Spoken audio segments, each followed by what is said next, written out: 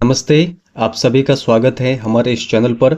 देखिए, इस वीडियो से हम एक नई सीरीज स्टार्ट कर रहे हैं स्कूल व्याख्याता भर्ती के लिए, जिसके अंतर्गत हम क्या क्या कवर करने वाले हैं पहले तो हम ये देख लेते हैं। देखिए, इसके अंतर्गत इस सीरीज में हम educational management, educational scenario in Rajasthan और आरटी एक्ट 2009, इन सभी टॉपिक को हम अच्छे से कवर करने वाले हैं। प्रत्येक टॉपिक से संबंधित एक एक वीडियो बनेगा। प्रत्येक वीडियो में हम दो चीज़ों को लेकर साथ में चलेंगे। एक तो देखिए, जो शॉर्ट नोट्स हैं प्रत्येक टॉपिक के वो हम देखेंगे। इसके अलावा शॉर्ट नोट्स के अलावा एमसीक्यूज़ के अंतर्गत जो प्रीवियस ईयर्स के क्वेश्चन हैं जो आरपीएससी के द्वारा पूछे गए हैं, इसके अलावा जो जितने भी इम्पोर्टेंट प्रश्न बन सकते हैं आगामी एग्जाम्स के लिए, वो सब ऐड करके हम एमसीक्यूज़ देखेंगे प्रत्येक टॉपिक के। तो प्रत्येक टॉपिक का एक एक वीडियो, प्रत्येक वीडियो के अंतर्गत शॉर्ट नोट्स प्लस एमसीक्यूज़ रहने वाले हैं। शॉर्ट नोट्स को आप साथ साथ में उतार दीजिएगा। ये जो शॉर्ट नोट्स है आपके एग्जाम के टाइम काफ़ी अधिक आपको हेल्प करेंगे फास्ट रिवीजन करने के लिए। तो चलिए शुरुआत करते हैं। देखिए, पिछली बार का जो हमारा एग्ज़ाम हुआ था, उस एग्ज़ाम से पहले भी मैंने जो SCERT है उससे संबंधित एक वीडियो बनाया था। तो उस एक वीडियो से दो प्रश्न आरपीएससी के एग्जामों के अंतर्गत हमें देखने को मिले थे। हालांकि 3 प्रश्न बने थे, तो वो 3 प्रश्न कौन कौन से वो हम इस वीडियो के अंतर्गत देखते हैं। देखिए, सबसे पहले हम जो प्रीवियस ईयर्स के क्वेश्चन है वो देख लेते तीनों, जो कि आरपीएससी के द्वारा 2022 वाली भर्ती के अंतर्गत फर्स्ट ग्रेड के अंतर्गत पूछे गए थे। एक तो ये है, राजस्थान राज्य शैक्षिक अनुसंधान एवं प्रशिक्षण संस्थान, जो अब RSCERT के नाम से जाना जाता है, की स्थापना किस दिन एवं वर्ष में हुई थी। यानी यहाँ पर ये कह रहा है कि RSCERT की जो स्थापना है वो कब हुई है। तो इसकी स्थापना हुई थी 11 नवंबर 1978 को। सेकंड नंबर ऑप्शन इसका सही आंसर है। इसके अलावा काफ़ी अधिक मतलब आरपीएससी के द्वारा उलझाने वाले प्रश्न नहीं पूछे गए हैं। कॉमन जो बेसिक ऊपर वाली क्रीम होती है वो पूछे गए हैं। और ये सेकंड जो प्रश्न है वो है, RSCERT की का विस्तारित रूप यानी इसकी फुल फॉर्म क्या है।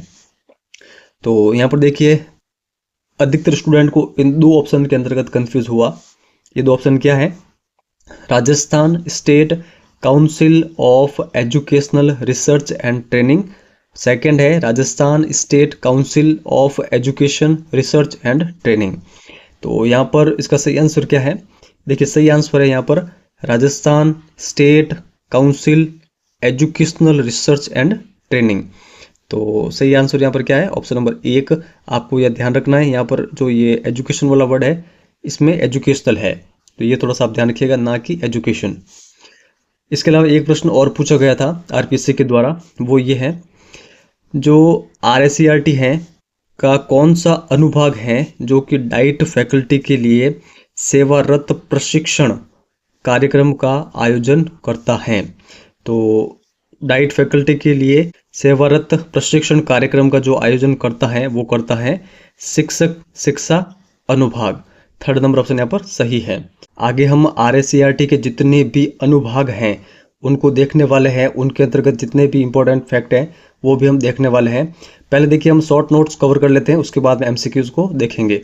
तो सबसे पहले हम शॉर्ट नोट्स को देख लेते हैं।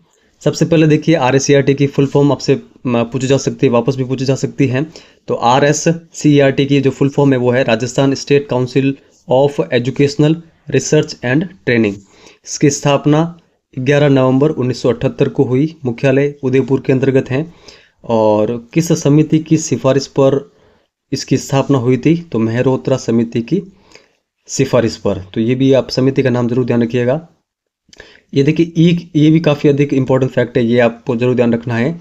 जो पहले SIERT है उसका RSCERT के रूप में पुनर्गठन कब हुआ, ये प्रश्न पूछा गया है आरपीएससी के द्वारा। तो ये आप जरूर ध्यान रखिएगा, SIERT का RSCERT के रूप में पुनर्गठन 14 अगस्त 2018 को हुआ। इसकी फुल फॉर्म भी आप जरूर ध्यान रखिएगा, मैंने यहाँ पर लिखी नहीं है। इसकी फुल फॉर्म है state institute of educational research and training. जरूर ध्यान रखिएगा आप, state institute of educational research and training. और देखिए, जो RSCERT है ये राज्य की सर्वोच्च अकादमिक प्राधिकरण है। तो ये आप फैक्ट जरूर ध्यान रखिएगा, मोस्ट इंपॉर्टेंट है। अब देखिए यहाँ पर जो RSCRT है इसका लोगो भी दे रखा है। लोगो से भी एग्जामों के अंतर्गत कई बार प्रश्न पूछ जा सकते हैं। लोगो के अंतर्गत राजस्थान का तो एक ये मानचित्र दे रखा है, बतख दे रखी है, और इसका जो स्लोगन है वो भी आप देख लीजिएगा, नीचे लिखा है उद्बुद्ध्यध्वम समनश्य सखाए। तो ये भी आप जरूर ध्यान रखिएगा, इंपॉर्टेंट है। अब आगे देखते हैं हम। आगे देखिए, निदेशालय प्रारंभिक शिक्षा के प्रशासनिक नियंत्रण में कार्य। तो जो RSCRT है वो कब से निदेशालय प्रारंभिक शिक्षा के प्रशासनिक नियंत्रण में कार्य करने लगा? तो ये जनवरी 2002 से। अध्यापक शिक्षा पुनर्संरचना एवं पुनर्गठन योजना ये कब आई थी? तो ये आई थी 1987 के अंतर्गत।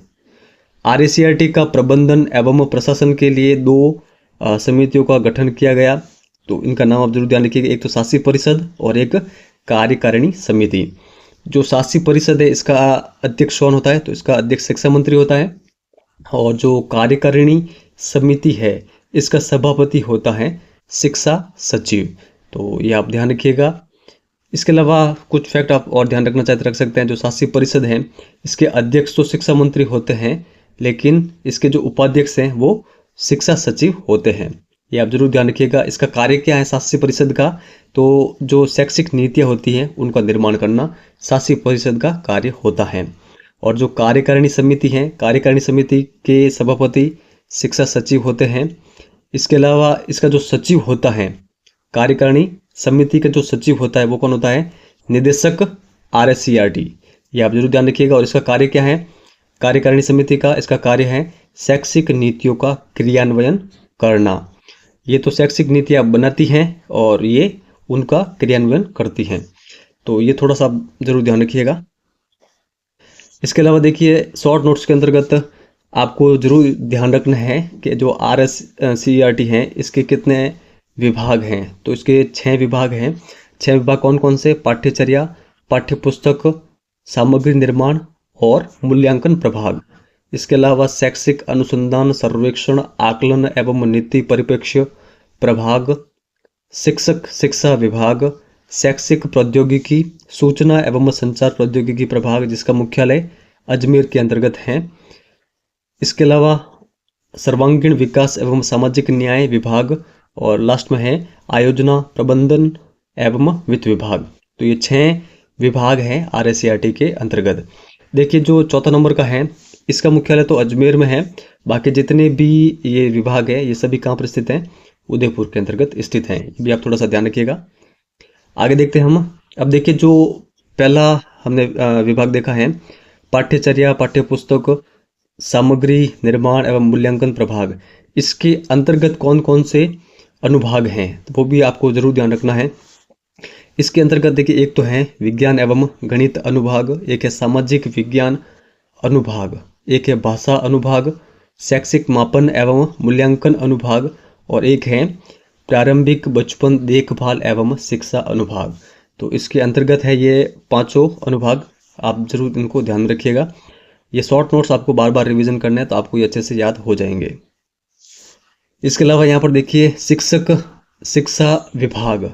शिक्षक शिक्षा विभाग के अंतर्गत क्या क्या है? एक तो है सेवा पूर्व शिक्षक की शिक्षा, और एक है सेवाकालीन शिक्षक शिक्षा। तो ये आप ध्यान रखिएगा। जो थर्ड हमारा विभाग है RSCRT का वो है शैक्षिक अनुसंधान, सर्वेक्षण, आकलन एवं नीति परिप्रेक्ष्य प्रभाग। इसके अंतर्गत जो आते हैं वो है शैक्षिक अनुसंधान एवं सर्वे, जिला शिक्षा अनुसंधान, वाकपीठ, प्रकाशन, और एक NMMS यानी राष्ट्रीय मीन्स कम मेरिट स्कॉलरशिप। तो ये जो चारों हैं ये चारों आते हैं शैक्षिक अनुसंधान, सर्वेक्षण, आकलन एवं नीति परिप्रेक्ष्य प्रभाग के अंतर्गत। आपको देखिए बार बार रिवीजन करने होगा इनका, तब ये मैटर है जो आपको याद होगा। और यहीं से RPSC जो एग्जामों के अंतर्गत प्रश्न उठाती है। ज़्यादा अंदर डीप में प्रश्न नहीं बनते हैं फर्स्ट पेपर के अंतर्गत। तो जो मैटर में ये आपको उपलब्ध करवा रहा हूँ कम से कम ये तो आपको अच्छे से याद होना चाहिए। इसके अलावा देखिए, शैक्षिक जो प्रौद्योगिकी जिसका दूसरा नाम है सूचना एवं संचार प्रौद्योगिकी प्रभाग, जो कि अजमेर के अंतर्गत है, इसका मुख्यालय। इसके कार्य क्या क्या हैं? तो इसके कार्य है ई कंटेंट का निर्माण करना, कंप्यूटर शिक्षा प्रदान करना, प्रसारण का कार्य करना, इसके अलावा दीक्षा राइज कार्यक्रम का संचालन करनी। तो ये सभी इस विभाग के कार्य हैं। इसके अलावा देखिए एक और हैं, state Sanskrit institute of educational research and training. ठीक है, तो ये कहाँ पर है? तो ये देखिए ये महापुरा जयपुर के अंतर्गत है। इसकी स्थापना 7 दिसंबर 2016 को हुई थी। तो ये आप ध्यान रखिएगा, ये एग्जाम के अंतर्गत प्रश्न बन सकता है, इंपॉर्टेंट फैक्ट है। तो चलिए अब शुरुआत करते हैं एमसीक्यूज की। शॉर्ट नोट्स के रूप में इतना जो मैटर मैंने आपको उपलब्ध कराया है इनफ है। अगर आपके नोट्स के अंतर्गत, आपकी बुक के अंतर्गत आपको कुछ 2-3 पॉइंट या 4 पॉइंट इंपॉर्टेंट लगते हैं, इनके अलावा भी वो भी आप अपने शॉर्ट नोट्स में शामिल कर सकते हैं। और इन शॉर्ट नोट्स का आप अगर बार बार रिवीजन करेंगे तो निश्चित रूप से आप अदर स्टूडेंट के मुकाबले काफ़ी आगे रहेंगे। जिस दिन आपका एग्ज़ाम होगा आप निश्चित रूप से मुझे याद करेंगे कि सर ने जो शॉर्ट नोट्स दिए हैं वो काफ़ी अधिक फ़ायदेमंद साबित हुए हैं। चलिए शुरुआत करते हैं एमसीक्यूज़ की। क्वेश्चन नंबर फर्स्ट, RSCERT का फुल फॉर्म क्या है, पूरा नाम क्या है, जो कि लास्ट भर्ती के अंतर्गत ये क्वेश्चन पूछा गया था। तो देखिए इसके अंतर्गत पहला ऑप्शन क्या है, Rajasthan state council of educational reteach. देखिए रीटीच तो नहीं है, Rajasthan state council of educational research and training. तो यही हमारा सेकंड ऑप्शन जो है वो सही है। एजुकेशनल है, रिसर्च प्लस ट्रेनिंग। और इसके अंतर्गत देखिए इकोनॉमिक दे रखा है, इसमें भी इकोनॉमिक दे रखा है, इस कारण ये गलत है। तो जो सेकंड नंबर ऑप्शन है वो हमारा सही आंसर है। सेकंड नंबर जो क्वेश्चन है वो है, राज्य शैक्षिक अनुसंधान एवं प्रशिक्षण संस्थान की स्थापना कब की गई। ये प्रश्न भी पूछा गया आरपीएससी के द्वारा। इसकी स्थापना 11 नवंबर 1978 को की गई थी। ये इसका लोगो भी आप अच्छे से ध्यान रखिएगा, इसका स्लोगन आप अच्छे से ध्यान रखिएगा। पक्षी और ये जो राजस्थान का मैप है ये सारे इसके अंतर्गत हैं।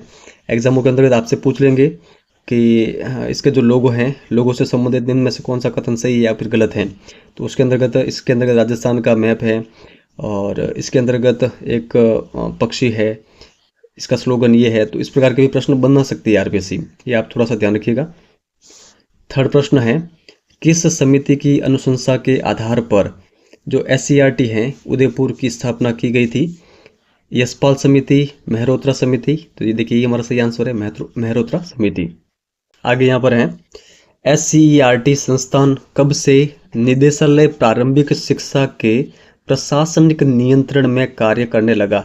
आगे जस्ट अभी हमने इसको शॉर्ट नोट्स के अंतर्गत देखा था। तो ये निदेशालय प्रारंभिक शिक्षा के प्रशासनिक नियंत्रण में कार्य करने लगा SCERT जनवरी 2002 से। ये आप अच्छे से ध्यान रखिएगा इसको। सेकंड नंबर ऑप्शन हमारा सही आंसर है। कौन से दिन, माह एवं वर्ष को जो SIERT है का RSCERT के रूप में पुनर्गठन हुआ। देखिए काफ़ी अधिक इम्पोर्टेंट प्रश्न है। तो हमारा सही आंसर है 14 अगस्त 2018 को इसका पुनर्गठन हुआ RSCERT के रूप में। इसकी फुल फॉर्म जस्ट हमने आगे मैंने आपको बताई थी। क्या आप इसकी फुल फॉर्म अब कमेंट सेक्शन में लिख के बता सकते हैं? चलिए आगे चलते हैं।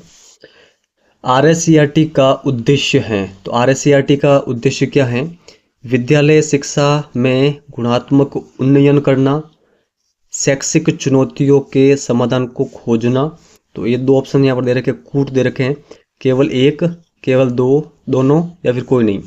तो देखिए RSCERT इसका उद्देश्य दोनों यहाँ पर सही है।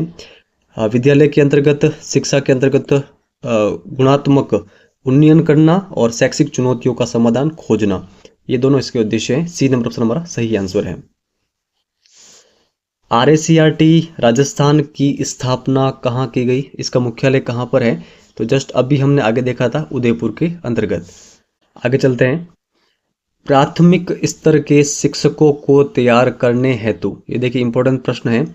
तो प्राथमिक स्तर के शिक्षकों को तैयार करने हेतु पाठ्यक्रम एवं पाठ्यपुस्तकें तैयार करने वाली नोडल संस्थान कौन सी हैं। ऑप्शन है हमारे, प्रारंभिक शिक्षा निदेशालय बीकानेर, राजस्थान पाठ्यपुस्तक मंडल, राजस्थान शैक्षिक शोध एवं प्रशिक्षण संस्थान, राजस्थान आरंभिक शिक्षा परिषद। देखिए अधिकतर स्टूडेंट पाठ्यक्रम या फिर पाठ्यपुस्तकों को देखकर राजस्थान पाठ्यपुस्तक मंडल करते हैं, तो ये गलत है। आपको जरूर ध्यान रखना है कि प्राथमिक स्तर के शिक्षकों को तैयार करने हेतु जो पाठ्यक्रम और पाठ्यपुस्तकें हैं वो तैयार की जाती हैं राजस्थान शैक्षिक शोध एवं प्रशिक्षण संस्थान के द्वारा। ये आप ध्यान रखिएगा। विद्यालय शिक्षा एवं शिक्षक शिक्षा की शैक्षिक आयोजना, क्रियान्वयन एवं मूल्यांकन के लिए एक सर्वोच्च अकादमिक संस्था है RSCERT। तो ये आप ध्यान रखिएगा। आगे यहाँ पर है, अध्यापक शिक्षा पुनर्संरचना एवं पुनर्गठन योजना किस वर्ष में लाई गई? तो ये जस्ट आगे हमने अभी देखा था शॉर्ट नोट्स के अंतर्गत 1987 के अंतर्गत। आगे चलते हैं, RT एक्ट 2009 के तहत किसे राज्य का सर्वोच्च अकादमिक प्राधिकरण माना गया? ये भी हमने शॉर्ट नोट्स के अंतर्गत देखा है। तो ये है RSCERT को। तो सही आंसर है ऑप्शन नंबर 3। नीचे वाला फैक्ट भी इंपॉर्टेंट, आप ध्यान रखिएगा। देखिए, जो IASC, इसके अलावा CTE और डाइट हैं, इन संस्थानों को नेतृत्व, अकादमिक परामर्श कौन प्रदान करता है? तो ये करता है RSCERT। ये इंपॉर्टेंट फैक्ट है, ये भी आप अच्छे से ध्यान रखिएगा। शॉर्ट नोट्स के अंतर्गत आप इस फैक्ट को भी लिख सकते हैं। आगे यहाँ पर है, निम्न में से कौन सा कथन सही है वो आपको बताना है। RSCERT का प्रबंधन एवं प्रशासन करने के लिए शासी परिषद और कार्यकारिणी समिति का गठन किया गया। तो ये सही आंसर है। शासी परिषद का अध्यक्ष शिक्षा मंत्री होता है, ये कथन भी सही है। कार्यकारिणी समिति का सभापति शिक्षा सचिव होता है, ये भी सही है। तो हमारा सही आंसर है सभी। 4th नंबर ऑप्शन हमारा सही आंसर है। देखिए, मैंने आपको बताया था शासी परिषद का अध्यक्ष तो होता है शिक्षा मंत्री, लेकिन इसका उपाध्यक्ष होता है शिक्षा सचिव। वापस आपको बता रहा हूँ ताकि आपको याद हो जाए। और कार्यकारिणी समिति का सभापति तो शिक्षा सचिव होता है, लेकिन इसके अलावा इसका, ठीक है, जो ये कार्यकारिणी समिति है इसका एक सचिव भी होता है। सचिव अलग से होता है, ठीक है। सभापति तो है ही है शिक्षा सचिव।